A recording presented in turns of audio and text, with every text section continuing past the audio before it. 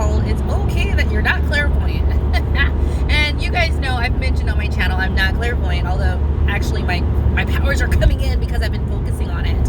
And I did an introduction to channeling workshop the other day, and about 6 people came. It was really good because, like I said, I'm finding out that you guys are very, very, you're vibrating at my level. You're very high level practitioners, and like I'm just giving you knowledge you need for the next level, right? That's what I'm attracting to me, not necessarily beginners, although some, but a lot who are like already there, and like their guides led them to me because they can get that extra we want to go to the next level, right? Which is what I help people with. And as I mentioned, even on my real estate investing channel, you know, I don't get people who are like, I need budget financial issues. I'm like, I have money, I have this, how do I invest in real estate, which is a more just higher level thing. And it's funny because like you always have a positioning, and it's like, that's my positioning. It's always like that. I take people who have already excelled and go further if that's what they want, and help them with what I've done. And you know, I'm really proud of that. Like that's what my mission is, and that's who I'm supposed to attract, people who are already leaders, and I help leaders lead, right?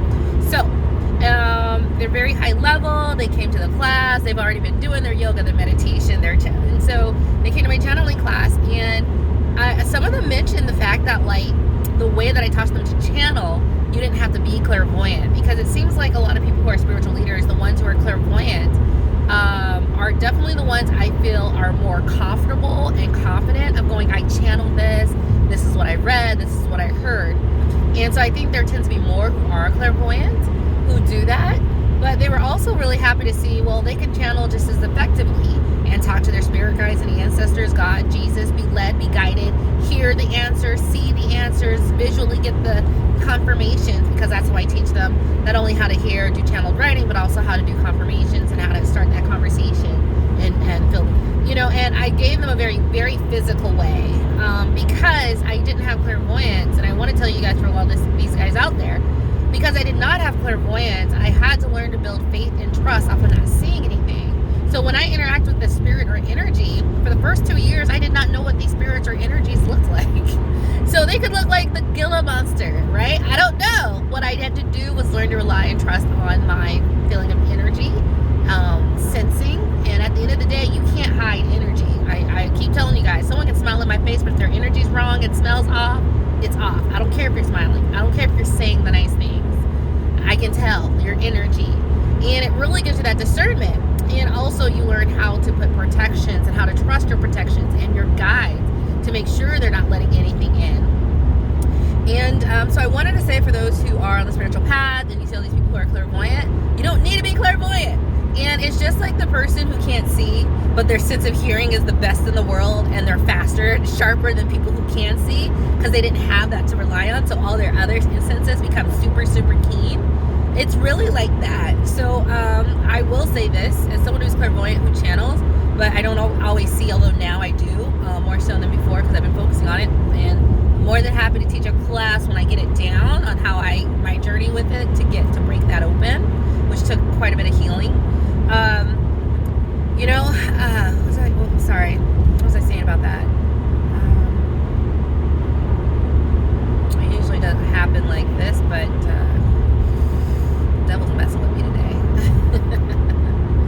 Right. Okay, I'm just gonna say it. It's just that you learn to play on the other sense. And what I did notice is that right now in the spiritual community, there are a lot of people who are clairvoyant. And I find that I have a sense and a higher sense of faith and trust in the universe and what's going on, because I've had to learn how to really read when you could not see. When you can't see, but you're going through this process of learning how to rely and trust.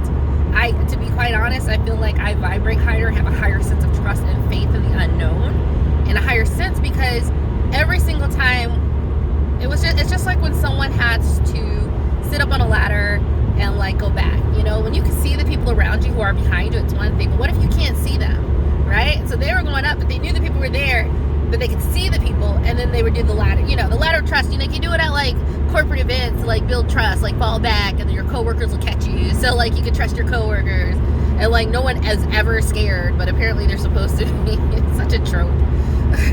Right? But you can go up on the ladder and you know there's 6 people behind you, you see them. I had to get up on that ladder and know 6 people were going to catch me, and I could not see them, okay? So when you talk about faith and trust, so I'll just be very honest. I feel honestly and many times that I have a higher sense of faith and trust in the universe and the unknown, because I had to learn to develop that in ways that were real to me because I could not see. So I had to learn to get confirmations, which I teach in the channeling class. I had to learn how to feel the energy. Just so many different things that you had to learn to be able to know that you were going to be supported and caught and be able to channel and hear. So no, you don't know what they're looking like, but you are interacting for years. Okay, I interacted with angels and beings, and to this day, most of them, I don't know what they look like. I just know them energetically, right? Talk about the faith and trust. But when you hear me talk, you know that what I'm saying, like, I feel what I'm saying. I'm not lying. I'm not faking it. I'm not doing this trying to be like the cool high, I'm not all love and light. I don't even try to be like whatever image you have of a high vibrational being. I am Lisa. I do my energy healings. I do my energy upgrades.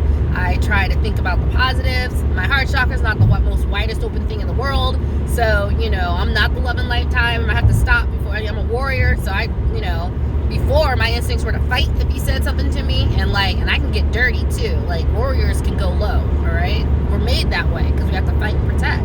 We got to be able to do what needs to be done. So I'm not trying to pretend to be anything, but I want to tell you that other side is so much more beneficial. So if you're not clairvoyant and you want it, you can get it. It is a little bit of a process and a journey.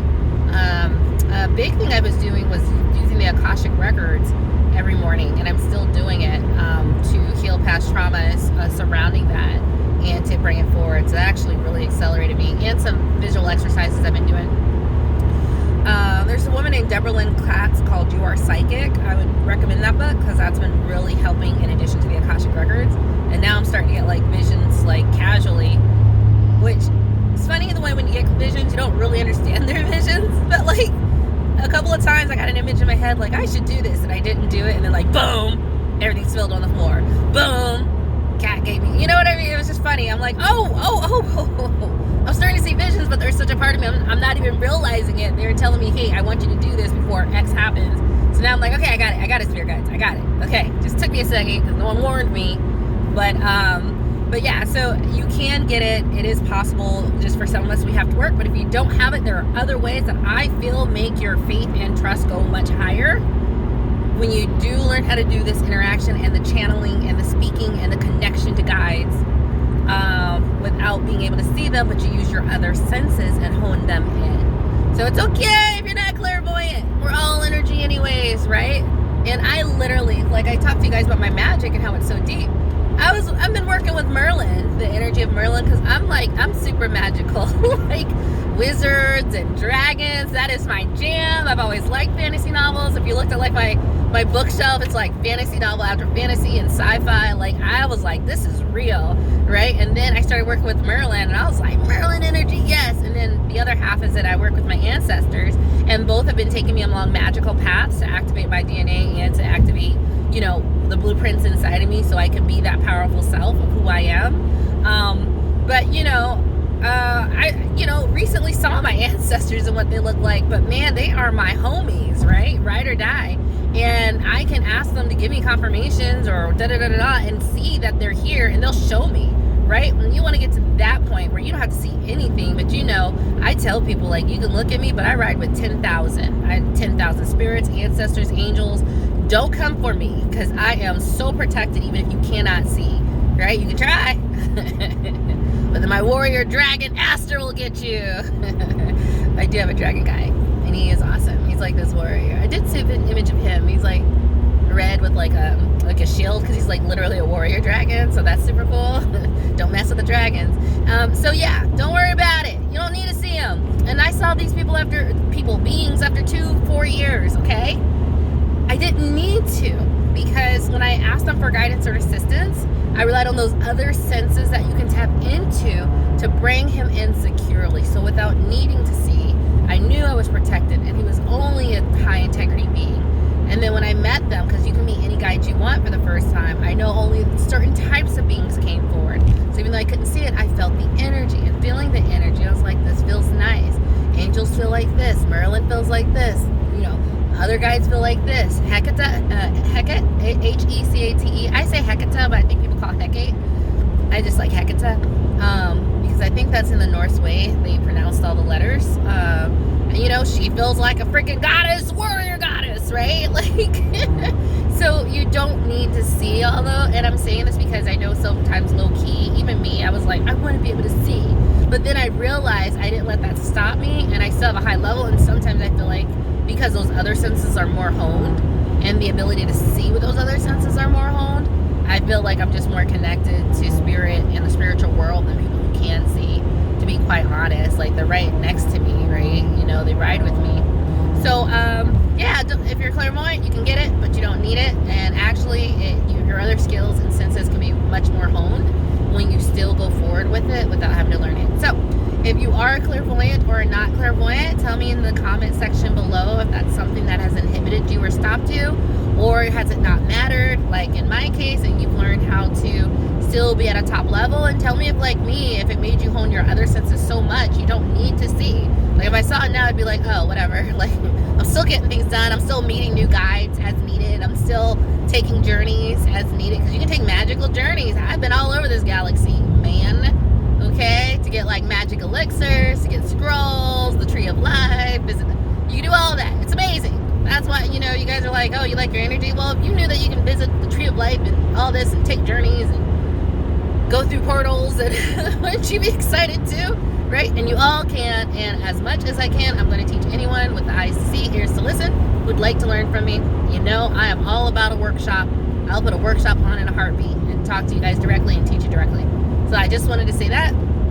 I am going to, next week, I think I'll have to do it like a Sunday and then again Thursday. I'm going to do a series. It's a light body activations, but the first one I have to do is a detox and cleanse, because you really want to do that.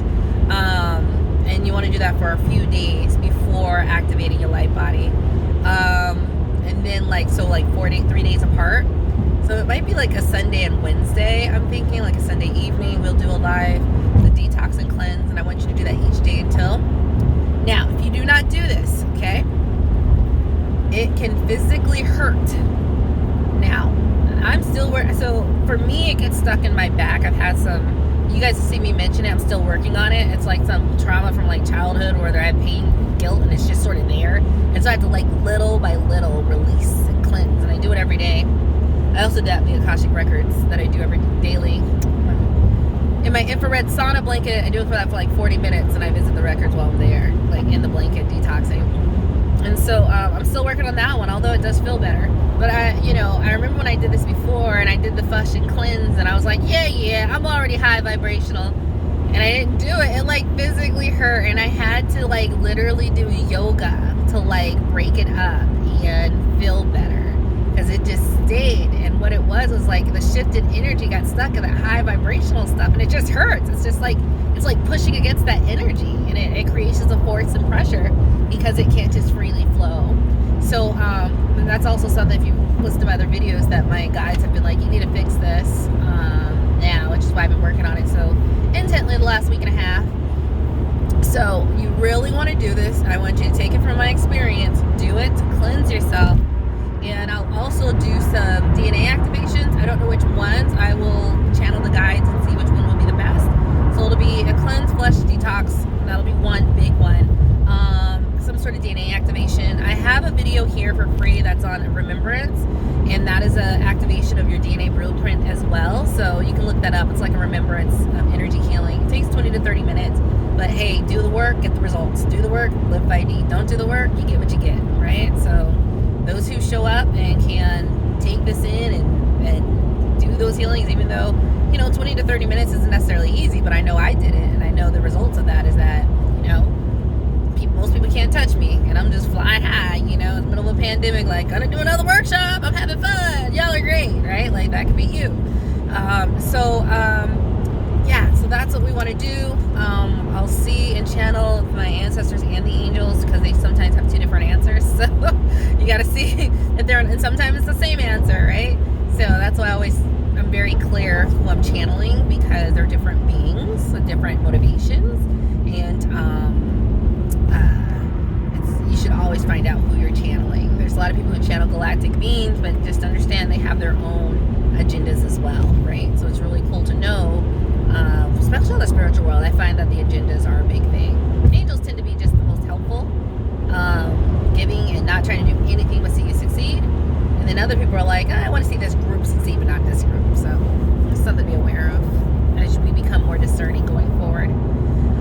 And yeah, so that's all I wanted to say. And and the third one will be the actual light body activation. I already did it, so for me it'll just be like, hey, do it again. But I will say the benefits of is that you can hold a much higher frequency, which is why it's so intense to do, and why you need to do the flushing and the cleansing in order to do it. But you can raise, and then when I manifest, I've already manifested well. Some of us are just natural magicians and it comes through. Some of us are natural Merlinites, and I'm not like I'm a Merlinite, but I'm not. I've met like guys who look just like Gandalf the Great, who is a Merlinite.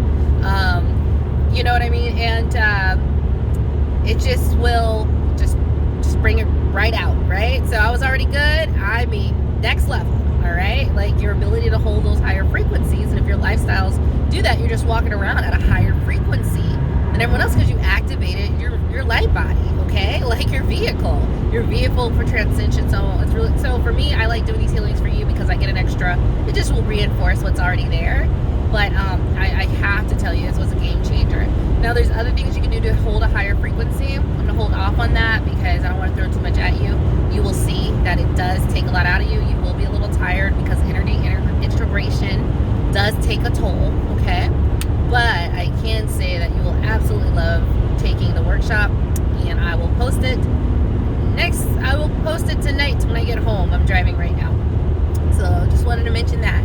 And I will let you guys go. Love you all. Bye.